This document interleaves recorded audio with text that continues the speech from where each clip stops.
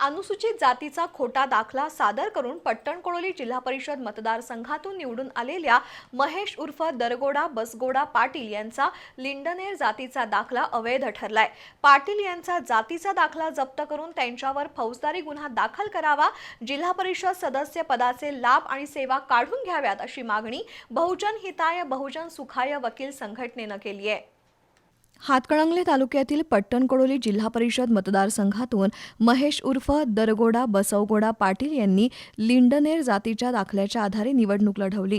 जात पडताळणी समितीनं महेश पाटील यांचा जातीचा दाखला अवैध ठरवलाय। राखीव प्रवर्गाचा हक्क हिरावण्यासाठी बनावट कागदपत्र तयार करणाऱ्या महेश पाटील यांच्यावर फौजदारी गुन्हा दाखल करावा, त्यांचा जातीचा दाखला जप्त करावा, जिल्हा परिषद सदस्य पदाचे सर्व लाभ आणि सेवा काढून घ्याव्यात अशी मागणी बहुजन हिताय बहुजन सुखाय संघटनेनं केली आहे। मागणीचं निवेदन इचलकरंजीचे प्रांताधिकारी दीपक शिंदे आणि हातकणंगले तहसीलदार सुशील बेल्हेकर यांना देण्यात आलंय। निवेदनावर ॲडव्होकेट भीमसेन कांबळे, महेश कांबळे, शरद शिंदे, किरण कांबळे, प्रकाश कांबळे, यशवंत कांबळे, डॉक्टर उदय कांबळे, जयसिंग कांबळे यांच्या सह्या आहेत।